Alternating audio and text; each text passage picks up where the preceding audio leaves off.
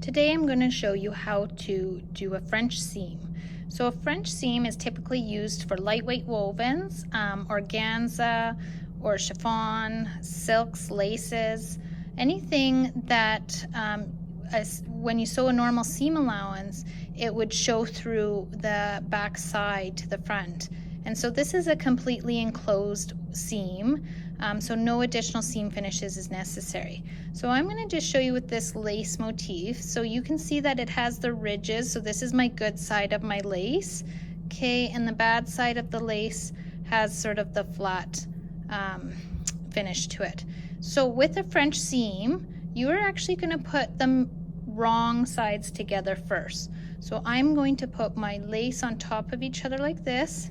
So I'm staring at my ridgy side, my good side, and I'm going to pin down one side. This is just a mini seam sample, but I'm going to pin down one side. And so it involves two seams actually. So we sew it twice.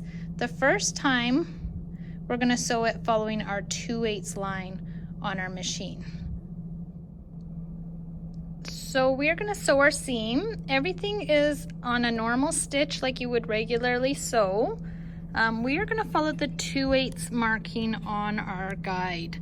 So if you have a machine like these, there is a 1/8 line and a 3/8 line, and that lovely little ticky in between is our 2/8 or 1/4 inch. Some of you might have a 1/4 inch foot.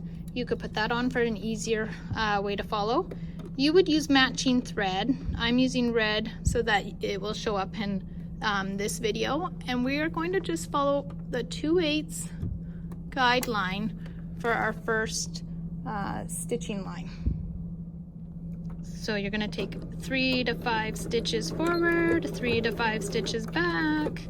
And then when you're working with delicate fabric, sometimes to help it move along a little easier, you can grab your tails of your thread and give them just ever so slightly a little pull to help guide it through your machine. So you're going to continue following the 2/8 line all the way down and back stitch at the end. Now that you've followed 2/8 all the way down that edge, we're going to trim really closely to our stitching line. Okay, so we're going to get in there and trim really close, but not through our stitching line,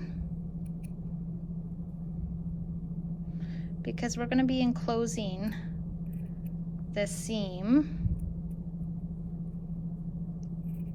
with our next step. Okay, so we have just a little bit of an edge left behind from our stitching there. So now we're going to flip it the opposite way over itself, and I would give that a really nice press so that that seam is sitting right along that edge. Now you can see a little bit of my red stitching, but you would use matching thread. And so now if we flip it up and over itself, now we essentially have good sides together. So there's our ridgy sides. And so now we're sewing almost like a regular seam. So I'm going to put some pins in so that that seam line that I just sewed is right against the edge like that.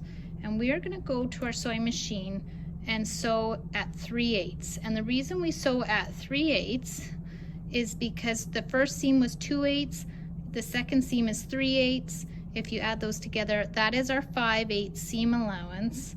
That is our standard seam allowance. So no additional like alterations need to be made to patterns, because we are still sewing at a 5/8 seam allowance when all done.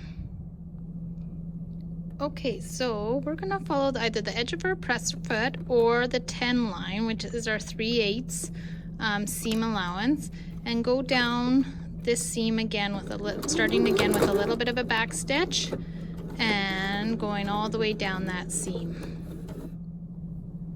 Okay, so then you've sewn it along the 10 line or the 3/8 with the right sides together, so that when you actually flip your seam now, you would give it a press to one side, and that's what you see through it. And then there's no raw finishes, no fraying happening, it's totally enclosed. And again, we haven't adjusted seam allowance because we sewed one at 2/8, flipped it, sewed the other seam at 3/8, and you get this beautiful enclosed French seam.